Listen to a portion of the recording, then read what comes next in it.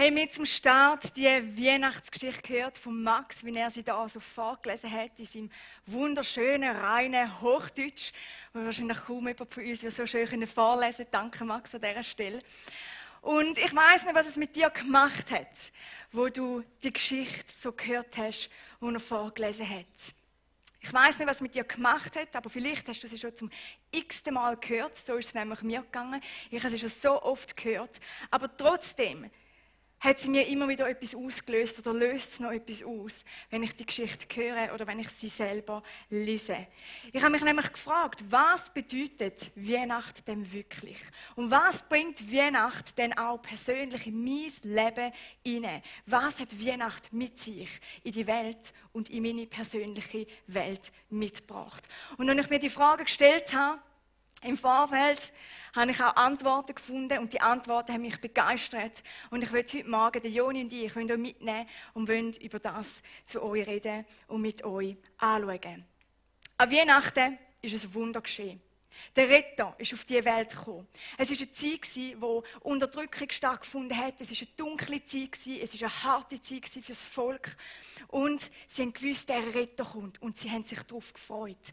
Und wie der Max vorgelesen hat, die Engel sind gekommen, und zwar zu den Hirten aufs Feld. Und sie haben Jesus angekündigt. Und sie haben damit auch gesagt, was der Retter mit sich in die Welt wird mitbringen. Und zwar haben sie gesagt, ich verkünde euch eine Nachricht, die euch mit Freude erfüllen wird. Ihr werdet Freude haben, eine tiefe Freude.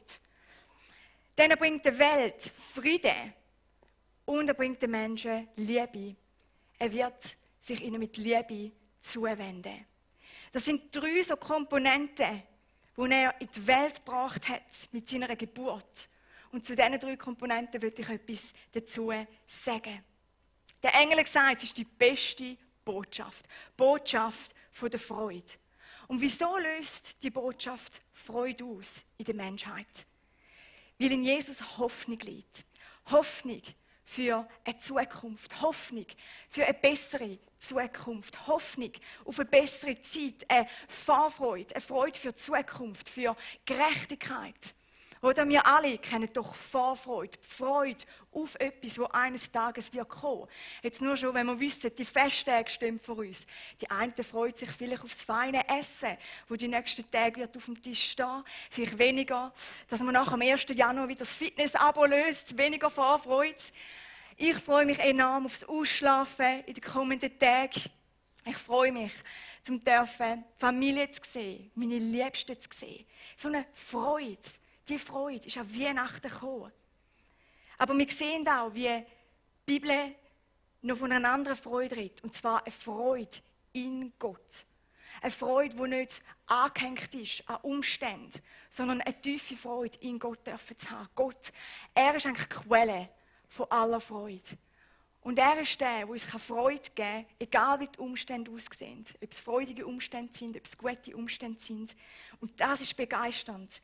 Die Bibel redet davon, wie er uns in allen Umständen so eine tiefe, tiefe Freude schenken kann.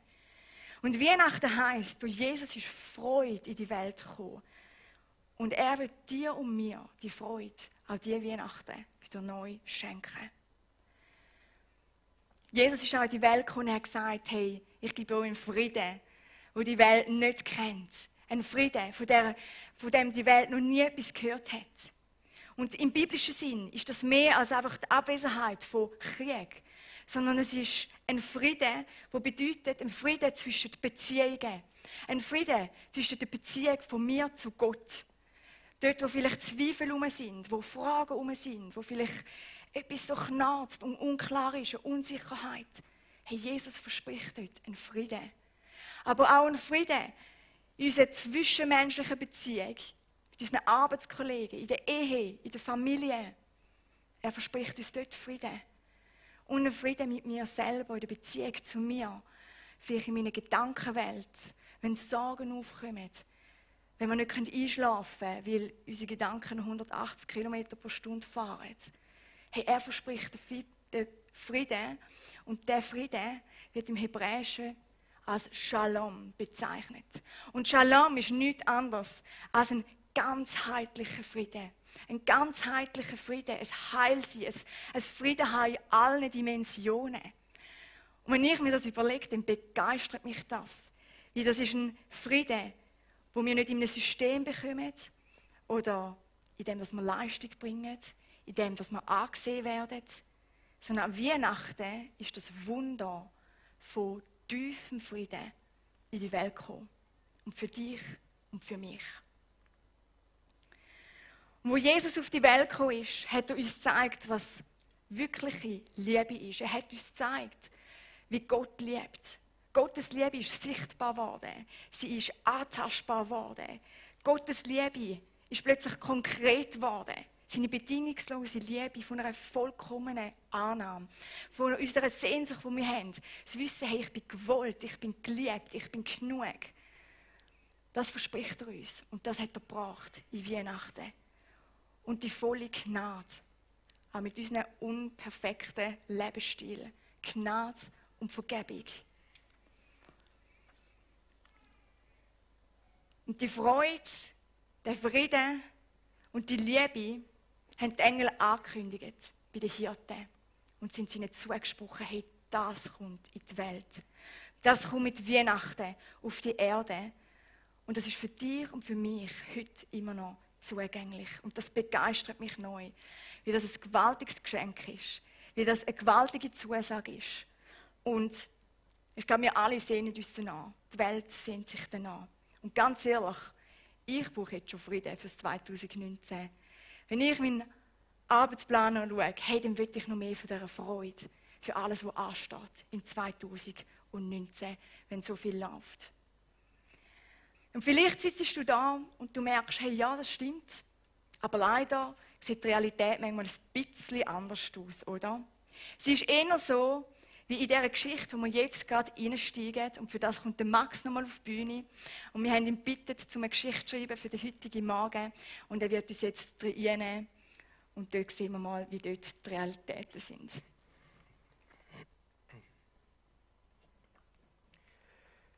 Es war nicht sein Tag. Als Samuel Weiß seine Reise nach Berlin begann, schien alles ein einziges rotes Warnsignal zu sein, das ihm riet, wieder ins Bett zu gehen. Dass es kurz vor Weihnachten war und er die Zeit gerne zu Hause verbracht hätte, machte die Sache für ihn auch nicht besser. Doch seine Reise nach Berlin ließ sich nicht verschieben und so stieg er morgens um 8 ins Taxi, um zum Flughafen zu fahren. 5 Minuten später verließ er das Taxi wieder vor seinem eigenen Haus. Er hatte seine Werbetasche vergessen. Eine etwas ältere, aber immer noch sehr elegante Ledertasche, in der er neben seinen Unterlagen und wichtigen persönlichen Gegenständen auch immer ein paar Proben Schokolade seiner Firma dabei hatte. Für seinen Kunden in Berlin hatte er als Weihnachtsgeschenk eine besonders schöne Mischung aus verschiedenen Sorten mitgenommen. Durch den Umweg zurück nach Hause geriet er nun in einen Stau und verpasste seinen Flieger. Sich im zweiten Flieger dann den Kaffee übers Hemd zu schütten, schien nur die Kür eines Tages zu sein, den man sowieso schon als Misserfolg abstempeln konnte. Sein einziger Trost war, dass er in weiser Voraussicht schon einen Tag früher angereist war und es so nicht eilig hatte. Der Weg vom Flughafen zum Hotel zog sich endlos. Das Taxi schlängelte sich durch den dicht gedrängten Verkehr an einem grauen, regnerischen Berliner Nachmittag. Am Weihnachtsmarkt, den Samuel nur von weitem sehen konnte, drängten sich die Leute unter den Dächern der Stände und versuchten verzweifelt, zwischen Glühwein und Regenschirmen einen Fetzen feierlicher Atmosphäre zu erhaschen. Nachdem Samuel in seinem Hotel eingecheckt hatte, legte er sich direkt aufs Bett, wo er leicht frustriert einschlief. Schon kurz darauf wurde er wieder geweckt, als ein leises Plätschern an seine Ohren drang und Tropfen sein Gesicht benetzten. An der Rezeption erklärten sie ihm später ausführlich, wieso im Zimmer über ihm die Wasserleitung aufgebrochen war. Seine durchnässte Kleidung, die direkt unter dem Wasser gelegen war, das von der Decke regnete, rettete das natürlich nicht mehr. So trottete er nun, nur mit seiner kleinen Werbetasche bewaffnet, durchs graue Berlin, um sich in einer nahen Boutique frische Sachen zu kaufen. Auf dem Weg dahin kam er an einem kleinen Kiosk vorbei, der mit Postkarten vom Fernsehturm, alten Zippo-Feuerzeugen und Kühlschrankmagneten mühsam versuchte, die Aufmerksamkeit vorbeigehender Touristen auf sich zu lenken. Die Souvenirs hätte Samuel in seinem Zustand fast übersehen, aber das schreiende Mädchen, deren Mutter offenbar der Kiosk gehörte, war nur schwer zu ignorieren.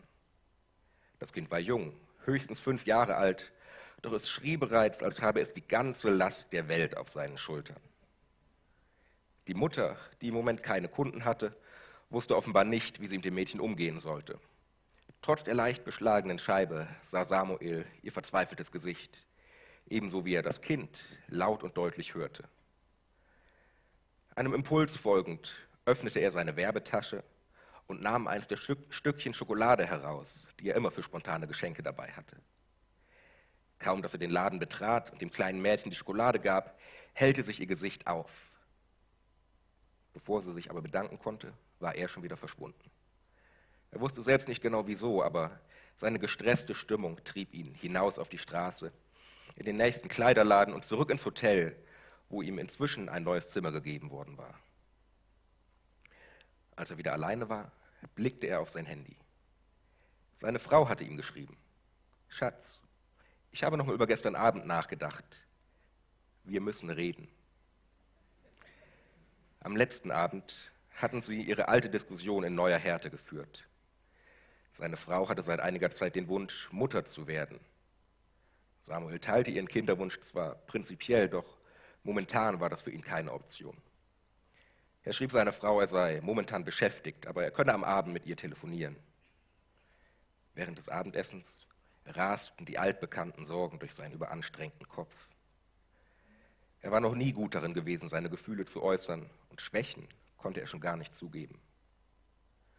Doch seit einigen Monaten lief das Geschäft immer schlechter und er befürchtete, bald den ersten Mitarbeitern kündigen zu müssen. Wie sollte er eine Familie gründen, wenn so viel an seiner Arbeit hing? Wie konnte er die Zeit finden, um seinen Kindern ein guter Vater zu sein? Er konnte es nicht. Doch irgendwo zwischen den Sorgen meldete sich eine Stimme, die ihn drängte, sich endlich seiner Frau mitzuteilen. Während der letzten Wochen hatten sie viele Diskussionen gehabt, die auf den Tränen geendet hatten, und er hatte es nie geschafft, ein Wort herauszubringen. Doch nun, durch die wirbelnden Gedanken und seine wachsende Sorgen, wuchs der Entschluss, endlich klaren Tisch zu machen und seine Gefühle zu schildern. Nach dem Essen ging er zurück auf sein Zimmer und startete einen Videoanruf mit seiner Frau. Sie hatten sich gegenseitig schon oft in schlimmen Situationen gesehen. Doch nichts hatte ihn jemals auf das verweinte, hoffnungslose Gesicht vorbereitet, das ihn nun vom Bildschirm seines Handys anstarrte. Durch Tränen und Schluchzer gestand sie ihm, am Ende zu sein. Dass sie an seiner Liebe zweifle, dass sie nicht wisse, wie es weitergehen solle. Samuel holte Luft, um zu antworten. Ich liebe dich, brachte er nur heraus und setzte zu der Antwort an, die er den ganzen Abend lang vorbereitet hatte. Es war nicht sein Tag. Als sein Handy-Akku in dem Moment schlapp machte, in dem er sich endlich öffnen wollte, als das Bild seiner Frau einfror, bevor er sein Herz teilen konnte, war sein Unterbewusstsein nicht einmal überrascht. Dass sein Ladekabel beim Rohrbuch einen Wasserschaden erlitten hatte, entlockte ihm nicht einmal ein freudloses Lachen. Wie betäubt verließ Samuel den Raum. Ohne zu denken, griff er nach seiner Jacke und seiner Werbetasche und floh von seinem Zimmer, vom Hotel, von all den Sorgen, die ihn nicht mehr losließen.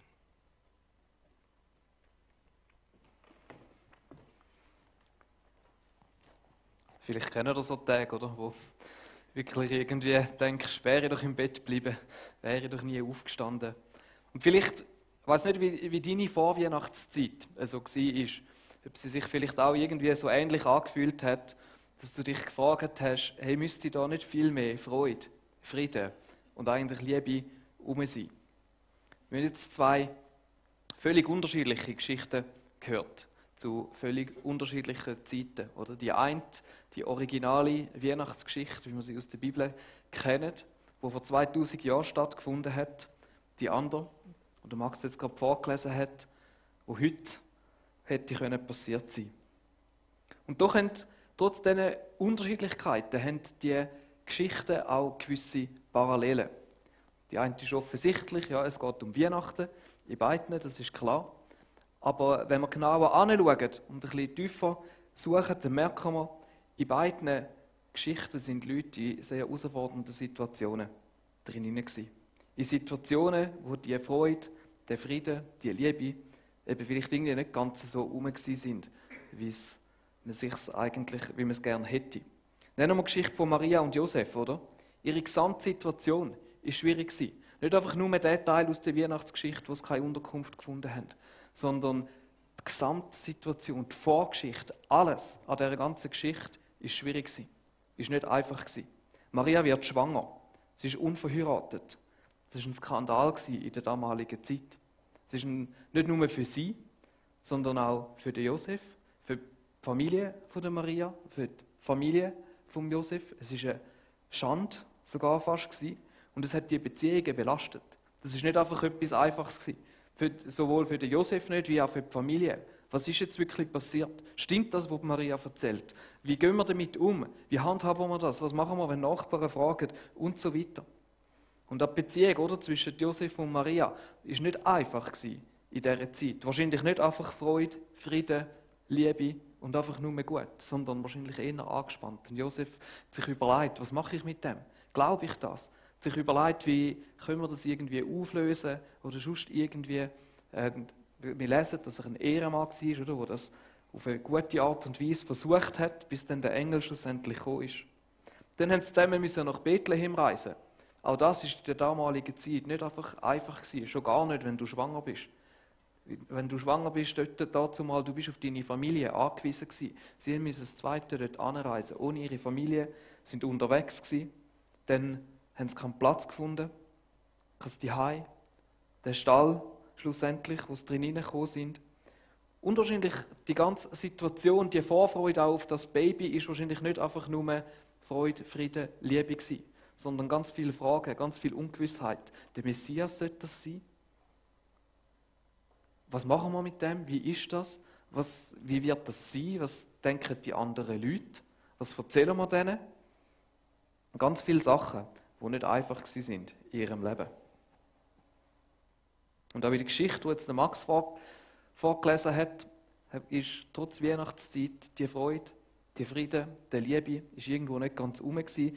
Und vielleicht ist es auch in deinem Leben so gewesen, in den letzten paar Wochen, dass vielleicht Weihnachten bis jetzt nicht unbedingt Freude, Frieden und Liebe war, wie wir es so schön romantisch hören oder wie wir von der Steffi gehört haben, eigentlich sein sollte. Eigentlich das, was Jesus in die Welt hineingebracht hat. Vielleicht ist es bis jetzt bei dir eher auch von Schwierigkeiten geprägt gewesen, von Stress, von Spannungen, von Unruhe, vielleicht auch von Ängsten. Was machst du überhaupt in dieser Zeit hinein? Und als ich mir so Gedanken über das gemacht habe, ist mir etwas aufgefallen an dieser Geschichte von Maria und Josef. Nämlich, dass trotz all diesen Schwierigkeiten, trotz dieser Situation, wo sie drin sind, Maria Jesus eigentlich die ganze Zeit bei sich hat. Zwar als ungeborenes Baby in ihrem Bauch hinein, aber Jesus ist die ganze Zeit bei ihr gewesen. Jesus, der versprochene Retter, der auf die Welt gekommen ist, zum Freude, Frieden und Liebe in unser Leben hineinzubringen. Gott selber, als Mensch, ein Wunder, das passiert ist, wo Gott sich selber gleich gemacht hat wie wir. Der ist die ganze Zeit bei ihr gewesen, bei ihnen gewesen. Freude, Frieden, Liebe sind so auf eine Art im übertragenen Sinn die ganze Zeit bei ihnen gewesen. Sie haben es mit dabei gehabt. Vielleicht ganz unbewusst, vielleicht haben sie das nicht bewusst wahrgenommen. Aber in jedem einzelnen Augenblick, in jeder schwierigen Situation ist Jesus bei ihnen gewesen. Und ich nehme an, meistens haben sie das wie nicht so direkt wahrgenommen. Meistens ist vielleicht die Umstände und die Situation ist trotzdem schwierig gewesen. Aber das Umfeld hat das eben vielleicht manchmal trotzdem wahrgenommen. Wir lesen, oder wir haben gehört dort, wo die Maria zu der Elisabeth ist, dass das Baby in ihrem Bauch das gemerkt hat und gejubelt hat und gestrampelt hat. Es hat etwas ausgelöst, die Gegenwart Gottes, die trotzdem in ihrem Leben herum war. Und ich Ich glaube, sie sind sich wahrscheinlich auch nicht bewusst gewesen, dass überall, wo sie angegangen sind, sie Freude, Frieden, Liebe dort angebracht haben. Dort hingebracht haben. Einfach ohne, dass sie vielleicht die Freude, den Frieden, die Liebe selber in ihrem Leben in dem Moment gespürt haben. Und das ist etwas, was auch für uns gilt, oder? Wenn Jesus in deinem Leben ist, ein Teil von dem Leben ist, dann trägst du die Freude, den Frieden, die Liebe in die Welt raus. Du trägst sie in dir, mit dir. Egal, ob du die Freude, den Frieden, die Liebe gerade selber in deinem Leben spürst. Und das ist etwas, wo mir wieder nochmal neu bewusst worden ist. Das ist in mir drin, lebt in mir drin. Und nochmal so eine Realität, die ich mir an Weihnachten bewusst machen musste. Wir gehen jetzt nochmal in die Geschichte hinein, die Max geschrieben hat. Die ist noch nicht fertig, die geht noch weiter. Und hören, wie das mit Freude, Frieden und Liebe weitergegangen ist.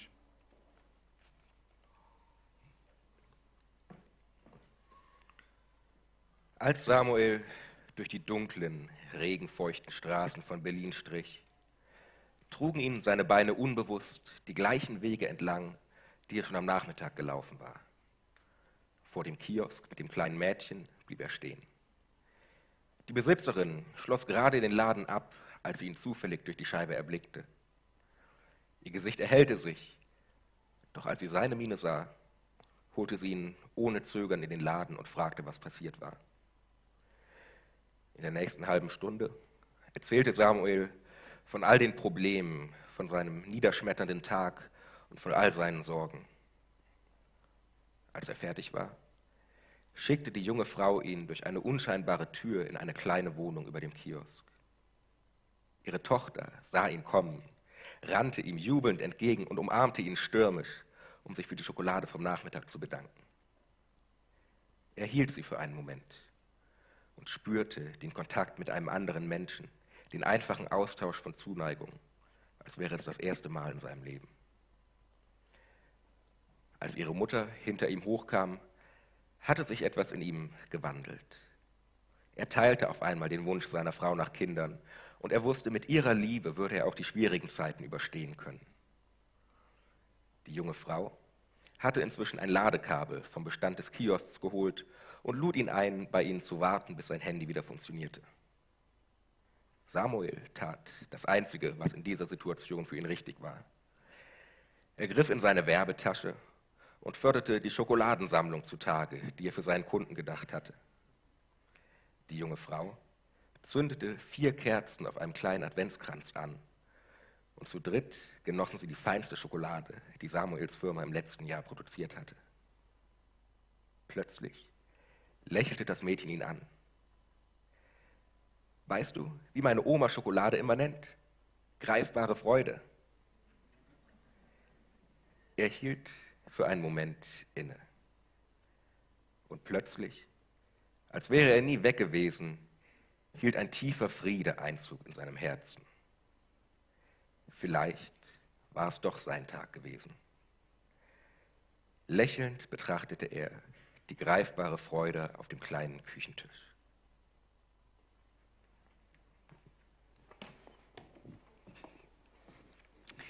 Ja, was für ein versöhnliches Ende, nachdem alles so herausfordernd und schwierig gestartet hat an dem Tag. Und etwas, was wir sehen, ist, dass der Schokihändler, der Samuel, obwohl die Umstände so schlecht ausgesehen haben, hat etwas weitergeben, hat etwas verschenken, hat Freude weitergeben. Und ganz klar, das ist symbolisch, die Schoki in dieser Geschichte.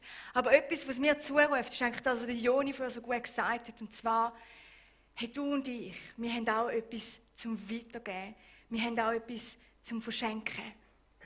Denn durch Jesus ist die Herrlichkeit von Gott auf die Welt gekommen, an Weihnachten. Es ist auf die Welt gekommen. Und wenn du eine Beziehung mit ihm lebst, dann lebt die Herrlichkeit Gottes in dir hinein und du trägst sie raus in die Welt. Der Friede, die Freude und die Liebe. Auch wenn sich vielleicht deine Umstände schrecklich anfühlen, auch wenn du vielleicht nicht magst, auch wenn du vielleicht keine Energie hast, auch wenn du vielleicht denkst, hey, ich habe überhaupt nichts zu geben. Hey, seine Herrlichkeit lebt in dir und sie scheint durch dich durch. Die Liebe, die Freude und der Friede. Und du hast alles dazu, von dem, was Jesus Menschen geben will, um das weiterzugeben. Sogar wenn du das Gefühl hast, du hast nichts zu geben.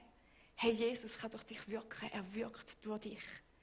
Wir sehen das bei Maria und Josef, oder? Gott hat Maria und Josef auserwählt, um seinen Sohn auf die Welt zu bringen, um die Liebe, die Freude in die Welt zu bringen und eigentlich dem einen Namen geben, dass das so Wirklichkeit wird. Sie haben das gemacht. Sie haben die Liebe, Friede und Freude in die Welt getragen.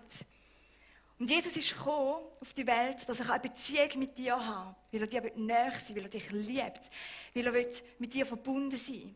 Und wenn du in dieser Beziehung mit ihm bist und die Beziehung aktiv lebst, dann bist du aber auch auserwählt, wie Maria und Josef. Dann bist du auserwählt von Gott, um seine Herrlichkeit dürfen in dieser Welt rauszutragen. Seine Herrlichkeit dürfen in dieser Welt sichtbar zu machen, wie Maria und Josef das gemacht haben. Und wisst ihr was? Genial ist. Manchmal können wir das machen, indem wir das aktiv machen, aktiv ausleben. Und so ein Schöckeli jemandem gibt zum Beispiel, oder etwas Gutes tut. Oder einen Frieden in eine Situation bringt. Aber was ich auch liebe, ist, dass das unbewusst passieren kann. Genau dann, wenn es tobt, wenn die Umstände nicht so gut sind. Ich hatte auch schon so Zeiten, wo der Schmerz in meinem Herz grösser war als Freude und Frieden und Liebe. Und ich weiss so genau, wie nach dieser Zeit jemand von außen mal zu mir kam, der nichts gewusst hat von dem Schmerz und gesagt hat, hey, weisst du, Steffi, in dieser Situation hast du so eine Freude ausgestrahlt. Und ich habe gedacht, wow, das habe ich überhaupt nicht wahrgenommen. Jesus in mir, seine Herrlichkeit in mir und in dir. Das Einzige, was ich gemacht habe, ist die Beziehung aktiv zu pflegen. Und ich finde, das ist so eine ermutigende Botschaft von der Weihnachten, dass wir die Herrlichkeit tragen dürfen und dass du sie darfst in deine Welt, in deine Umgebung raustragen. Vielleicht hockst du jetzt auch da und überlegst dir und sagst, ja, aber ich brauche im Moment Freude, Frieden, Liebe und spüre das nicht. Und was soll ich jetzt machen in dieser Situation? Und ich glaube, dass gerade Weihnachten ist immer wieder so eine Einladung für uns, zu Jesus zu kommen. Ganz egal, wie es dir in dem Moment geht und wie es in deinem Leben aussieht und wie viel Freude, Frieden und Liebe in deinem Leben im Moment gerade rum ist. Wo Jesus auf die Welt gekommen ist, hat jeder zu ihm kommen. Die Hirten sind die Ersten, die ihn besucht haben. Sterndeuter sind gekommen und noch ganz viele andere auch. Es sind Engel, die die Hirten darauf hingewiesen haben und ihnen gesagt haben, hey, dort findet ihr den Retter in Bethlehem, in dieser Krippe. Und es war ein Stern, wo der Sterndeuter den Weg gezeigt hat, dort hin, wo sie Jesus finden können, wo er war. Und wir lesen in der Bibel die Reaktion, die Hirten hatten, dort die Engel zu ihnen gekommen sind und ihnen die gute Nachricht verkündet hat. Sie beschlossen, kommt, wir gehen nach Bethlehem, wir wollen sehen, was dort geschehen ist und was der Herr uns verkünden ließ. Sie machten sich sofort auf den Weg und fanden Maria und Josef und das Kind, das in der Futterkrippe lag. Also sie haben nicht lange gewartet, sie haben sich aufgemacht. Sie haben ihre Felder verlassen, wo sie waren, und sind das Kind suchen. Auch die Sterndeuter, die haben ihr Land, dort wo sie daheim waren, haben es verlassen und haben sich auf die lange Reise gemacht, den Jesus zu finden. Der König, der anscheinend geboren ist. Und es ist so eine Botschaft von Weihnachten, dass Jesus sich auch finden lässt. An Weihnachten hat das uns so einfach wie nur möglich gemacht. Gott wollte uns begegnen, darum ist er als Mensch auf die Welt gekommen. Das uns so einfach wie möglich machen, eine Vorstellung zu bekommen, wie der Gott ist, wer der Gott ist, was er für Wert hat, wie er uns liebt, um diese Liebe kennenzulernen. Weihnachten ist die Einladung, oder, zu ihm zu kommen und bei Jesus die Freude, den Frieden und die Liebe zu finden. Und vielleicht ist Weihnachten 2018 dein Moment, wo du dein Feld verlässt, so wie das die Hirten gemacht haben, und dich nochmal aufmachst, den Jesus zu suchen. Den Alltag vielleicht zu unterbrechen, in dieser Zeit, wo wir ein bisschen zur Ruhe kommen können, und bewusst Jesus suchen. Und ihm dort sagen, hey, ich brauche die Freude, den Frieden, die Liebe, zeig mir die für mein Leben. Vielleicht ist es der Moment, wo du dem Stern oder diesen Zeichen, wo du vielleicht schon bekommen hast, oder an diesen Fragen, die du hast bezüglich Jesus, bezüglich Gott. Denen anfängst du nochmal nachzugehen und Jesus suchst. Und sagst, ich lasse mich darauf ein. Ich gehe mal schauen, was ich wirklich finde. Ob ich die Freude, den Frieden, die Liebe wirklich finde bei ihm. Du bist eingeladen, an Weihnachten zu Jesus zu kommen. Ihn zu sehen und die Freude, den Frieden, die Liebe zu entdecken. Und manchmal, wenn wir schon ein Weile mit Jesus unterwegs sind, gibt es das manchmal, dass in unserem Leben Freude, Frieden, Liebe ein Stück weit überdeckt ist. Durch die Sorgen vom Alltag, durch all die Sachen, die tagtäglich in unserem Leben sind. Und ich glaube, dann braucht es auch immer wieder so einen Moment, wo wir bewusst zu Jesus gehen. Und Freude, Frieden, Liebe bei ihm danken und holen. Und ich frage dich, was ist es, was du an dieser Weihnacht am meisten brauchst? Oder was ist das, was du eigentlich gerne würdest weitergeben? Freude, Frieden, Liebe? Vielleicht alles zusammen? In der Geschichte, die Max vorgelesen hat, hat er Schoki als greifbare Freude bezeichnet. Und das ist symbolisch, oder? Und wir haben heute auch so eine Möglichkeit für dich, symbolisch etwas zu machen. Symbolisch Freude, Frieden, Liebe bei Jesus zu holen. Wir haben hier hinten eine Krippe und in dieser Krippe hat es greifbare Freude, greifbare Frieden, greifbare Liebe für dich. Und wir gehen jetzt in den zweiten Teil von dem Gottesdienst. Also es ist Schocki für die sich jetzt noch fragen, was jetzt das ist, wie ich es wirklich gemeint habe. Es hat dort ein Schöckeli, wo Freude, Frieden und Liebe symbolisieren. Während dem nächsten Teil von dem Gottesdienst bist du eingeladen, dir dort bei dieser Krippe, bei Jesus, symbolisch das zu holen, was du brauchst am meisten an dieser Weihnachten. Du kannst dort aber auch Freude, Frieden, Liebe nicht für dich holen, sondern vielleicht für jemanden aus deinem Umfeld, wo du kennst, wo das gerade braucht. Und das für diese Person holen und vielleicht später geben. Vielleicht auch für die Person beten. Du kannst aber auch einfach dort hingehen und den Jesus suchen und ihm begegnen. Dort. Wir hören jetzt einen Song, den die Band vorträgt. Währenddem bist du einfach eingeladen zum Zuhören, zum vielleicht einfach nochmal sein, zum auch nochmal dir Gedanken darüber machen, was du brauchst an Weihnachten.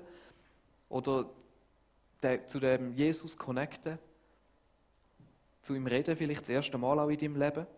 Und wir gehen nachher in einen Worship-Teil, wo ihr auch eingeladen sind, zum Aufstehen, zum Mitsingen.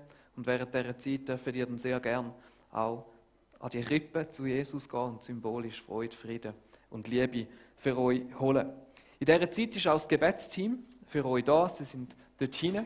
Wenn du merkst, du möchtest auch für das beten oder du möchtest einen Segen von jemandem, der für dich betet, der für dich für Freude, für Frieden, für Liebe oder vielleicht auch für etwas ganz anderes betet, darfst du sehr gerne dort hingehen. Und auch, wenn du vielleicht den Jesus noch gar nicht in deinem Leben gehabt hast oder eben noch nicht gefunden hast und sagst, ich möchte mich eigentlich aufmachen, ich möchte dem Jesus begegnen, ich möchte schauen, ob da wirklich Freude, Frieden und Liebe auf mich wartet, dann darfst du auch sehr gerne auf sie zugehen und sie lieben es, mit dir zu beten, dir kurz zu erklären, wie das geht. Das ist ein einfaches Gebet, nichts Komisches oder sonst irgendetwas. Sie sind eingeladen, um das zu machen. Ich bete noch, bevor wir in den Song gehen. Jesus, ich danke dir, dass du auf die Welt gekommen bist, um Freude, Frieden und Liebe zu bringen und dass wir es immer wieder bei dir dürfen suchen. Und ja, manchmal geht das so unter im Alltag, mit all diesen verschiedenen Sachen, die in unserem Leben sind, die auf uns reinprasseln und es wird irgendwie so zugedeckt. Aber Jesus, gerade Weihnachten erinnert uns nochmal daran, dass du das in die Welt hineingebracht hast und dass wir bei dir eine Freude, einen Frieden und eine Liebe finden, wo wir sonst nirgends finden können. Wo uns die Welt irgendwo sonst nicht geben kann. Eine Freude grösser als alles andere Glück auf der Welt. Ein Frieden, der tiefer ist als alle anderen Frieden, die wir irgendwo erleben können. Und eine Liebe, die noch viel stärker ist als das, was wir sonst irgendwo in dieser Welt erleben können. Und ich bitte dich, Jesus, dass das an Weihnachten nochmal einfach neu in unser Leben hineinkommen, dass wir nochmal neu mit dir die Verbindung suchen und dass in unser Leben, auch wenn wir das jetzt vielleicht symbolisch machen, und ich bitte dich, dass alles, was wir symbolisch machen, darf Wahrheit werden in unserem Herzen. Amen.